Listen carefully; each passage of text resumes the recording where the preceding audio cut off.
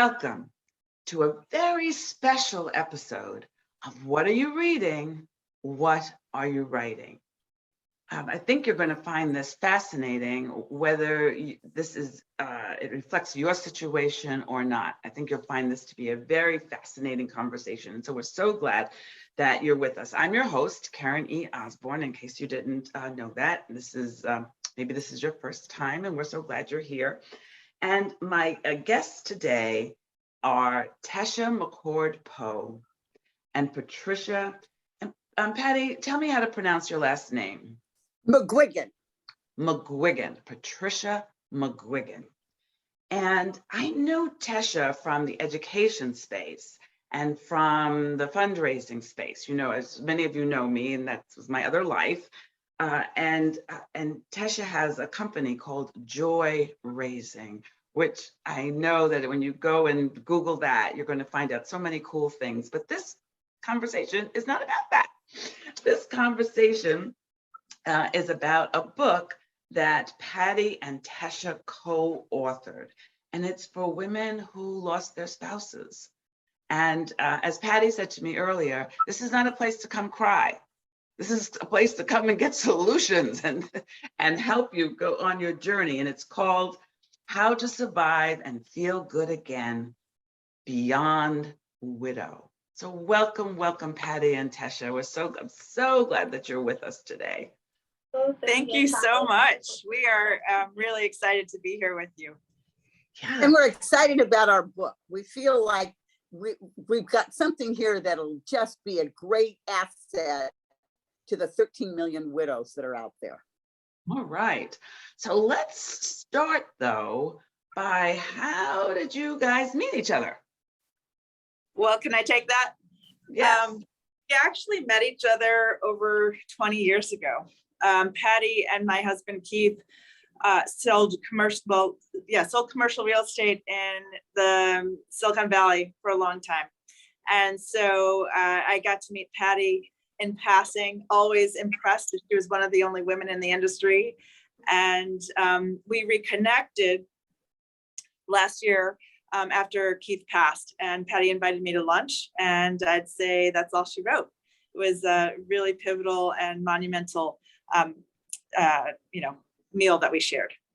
Yeah, yes, because Keith died very suddenly, right? Unexpectedly and young. Yeah, I think that's one of the things that is so magical about the relationship that Patty and I have, and also the experience of this book, and that we both came to the status of widow and from very different backgrounds and in very different ways, with Keith passing so suddenly and at a young age. And we are of different backgrounds and generations, but share something in common in having lost our husbands. Yeah. So Patty, I understand you were the inspiration for the book. This was kind of your idea. So Yes. Tell us a little bit about that. How did the idea of the book come to you? Well, I had taught English in another life before commercial real estate. I'd been an English school teacher for 13 years. So I've always poked around with writing and had done that kind of thing before. And my husband died two and a half, 3 years ago. So I had a big house all by myself. And I had done lots of creative things for all these grandchildren, but I had one grandchild, and I decided, well, with this one, maybe I do have to write a book. And so but I don't want to do it by myself. I have a lot of alone time. So I called the other grandmother and I said, you want to write a book about our grandsons? So we wrote a chapter book for 10-year-olds about Leonardo and the time travelers. And so and she's in England and I'm in Palo Alto, and we had a marvelous, great time doing this. I read, if you enjoy writing a book, because you can't guarantee that it'll get published, you can't guarantee that someone will read it, and you can't guarantee they'll like it. Marion and I loved this book, and we finished it, and I thought, well, I got to get another project here. So Tesha, Keith had just died, and Tesha was working at a local school, and we had talked about, money raising for them and such. And so I called her and I said, a little bit further down this road, I said, but I've got an idea here. I said, it is really wonderful to co-author a book together, because you don't get that downtime. You don't get that writer's block. And so I had this idea, which my daughter had given me. She said, my daughter was not impressed with a children's book. Well, mother, that's fine. But really, what you're doing is remarkable, which was building a new path for my life. And she's the one that came up with the title Beyond Widow. She says, now that's what you should write about. So I told Tesha that. And I said, Tesha, we come from such different places, and there's 13 million widows out there. And I think we've got something to share with them that'll brighten their day, make them laugh, realize they're not alone in this path, and perhaps avoid a grenade or something that's coming your way. And excellent. So Tesha, so now you're caught up in this wonderful idea with Patty, and you're going to co-author. Now, Patty's done that before, co-authored, but this was your first venture. Tell us how the co-authoring went, because there's lots of people out there who are trying to co-author, and I think they would be very interested in how you guys made this work. Yeah, well, I think with any partnership, it's important to be willing to give and take and show up for the other person. And so I have reflected on the fact that Patty found me at a time where I had just lost that deep partnership, but had been married for so long that I was willing to partner. So I knew how to be a partner. It's a different type of partnership, but I knew how to do that. And so because she had done it before, because she was further along in the process of being a widow, clearly she was leading. But she was so generous in the way that she brought me in, and just I allowed myself to be carried along the way, and it gave me the space to show up with my best self. And so, what we haven't described to you yet, yes, we co-authored, but there's this team that Patty had for the other book that we have for our book that is incredible. And I think the book is going to be itself something to treasure, but the team also is a part of this story that's so impactful, and that we have women who have showed up. We're the only widows as a part of the process, but we've had widows who have showed up, I mean women who have showed up with their skill to carry us through this as well, and that's been a great joy too.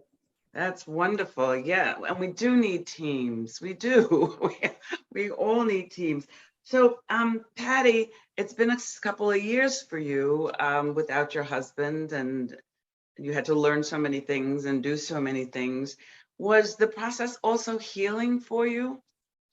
Oh, absolutely. Absolutely. Because you're really creating another chapter in your life. Your life has been, it's like your life is it's been disheveled, and now you got to pick up those pieces and reconfigure them. The Irish have an expression: I wasn't willing to wait in God's waiting room to die. I know I'm going to die, but he's going to have to come out of that waiting room and find me. And I wanted to have a vibrant, relevant life after death. And so I'm very assertively to try new things, meet new people. And I love, we call ourselves the Circle of Five. Our books have been such a healing process. Wonderful. Wonderful. I tease and know we save thousands of dollars in therapy. We've had just a wonderful, powerful exchange of, oh yeah, I felt that too, or yeah, try this. It certainly is healing and moves you along your new path. Yes, indeed. Thank you. When you get a little too close to the mic, we can't always hear you. Yeah. Okay. So Tesha, how about you from a healing perspective? It's been a little less time. Absolutely. And I've had people who were surprised that I was able to do this in my first year. of mourning. But what's beautiful, I think, about it is that there's a rawness to the voice that I'm writing with that would have been lost otherwise. And so the fact that, you know, the way our process works is Patty and I will submit their essays and things that we've noticed, or, you know, revelations that we've had, and they're received by the team with such care. And we get reflections, you know, and feedback back, but they are received with care in a way that I don't think widows are in general. And so one of the biggest gifts is to be treated with dignity as a widow, because as a society, I don't think we do that. I don't think we do that with women who are older, and I certainly don't think we do that with women who have lost their partners. And so that has been a rare experience, I think, that I'm having. And so things that I've noticed, for example, that where the last place I saw my husband, I spent time with him, was 50 feet from the place where we stood in our yard and were married. And so I have an essay called The 20-Year Journey of 50 Feet, to think of the fact that in those 20 years, we did so much, and we had so much between us, good and bad, and everything, 2 kids, and, you know, and trips around the world and things like that.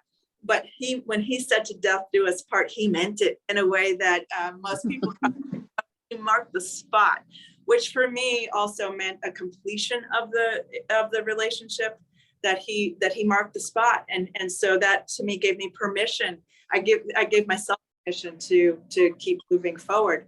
But then I have an essay that's called Beyond the Finish Line, where, you know, we say till death do you part. And if you're the one who dies, well, we don't know exactly what happens as those who are still living, but we know that they did their part. Well, what's my part past that? And so that I got to the finish line. Now what? I don't think there's culturally a lot of direction around what that should look like for me.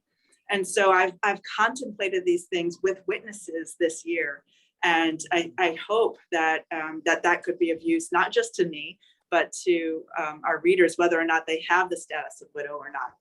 Yes, yes. So Patty, you mentioned to me before we got on that, and Tesha referred to them again as this team. So now you have to get the book out in the world. And I got to tell you, getting the book out in the world is daunting. I mean, I have a publisher, so I have a team as well. You know, I'm not self-published. I'm published by a small press. And the amount of time and money I spend on trying to get my books out into the world. So what's your plan? Patty, let's start with you. What happens next so all of these women can benefit from your experience? And I'm on new ground. I do a lot of what I call walking and talking. The hardest thing was finding my publisher. And once I found her, you know, she's been really, really good. We finally have the first, and I have this other book that I've written. So I have some sort of, we wrote 2 books about Leonardo, one for 3-year-olds and one for 10 and 11-year-olds. Those will be out we launch in the summer, August, September, and they will be out on Amazon and in the bookstores. And then I got the PR agent, and I like what the PR agent, she is speaking to you and me and Tesha. She says, lots of people write books. If you want to sell your book, honey, you got to hustle. I said, trust me, I got a lot of hustle, you know, and I've been a salesman. I'm used to hearing a lot of no's. I know what that means. So, you know, I plan. So we just have a few more minutes, Patty, just a few more minutes. Okay. So what are some of the things that you're going to do? We're going to have, we're going to have print, PR. We're going to have hopefully more podcasts. We're going to have book signings. We're going to go to the local community, the women's club, the teachers, the Rotaries, and we're going to walk and talk this book. And I don't know where it'll go. That's excellent. That's excellent. And Tesha, if people wanted to find out more about your book, if they wanted to find both of you, find the book, tell me what's the best way to stay connected with you. Yeah, so there'll be 2 ways. One is for Joy Raising. It's joy-raising.com. The dash is in honor of the dash poem, which asks you, what are you doing between the time you were born and the time you die, using your dash. So joy-raising.com, and the other we're beyondwidow.com. So we hope to have people come to our website and find out where we are, and also offer their reflections having spent time with the book. So those are two. Excellent. So your book has its own website. I love that. And And when we is it will going to have- actually be available? We're not sure. Go ahead. Okay. Patty, go. Okay, But very I'm hoping briefly, to Patty. have artist copies this fall, and it will be available in spring, early summer. And it will have a website. We are building that website, and we'll get that website to you. We have a website for Leonardo, which I'll send you today. And our gal is building our website right now. I just couldn't get it for you today. That But it sounds will be a good. website. And believe me, that website will be out. That is wonderful. So one of the things I love doing is staying in touch with my writers. So I will absolutely stay in touch with both of you. And as things happen, you can let me know, and I will make sure I update the information on my blog so that people know. And I also do kind of, here's what's going on with the writers you met before. So I'll be sure to be back in touch with both of you as the book becomes available, and let all of our audience know when they can get a hold of it. I just want to thank everybody, all of you, for joining us again today. I told you this was going to be special, and I was right. So we'll see you next time at What Are You Reading? What Are You Writing? Thanks.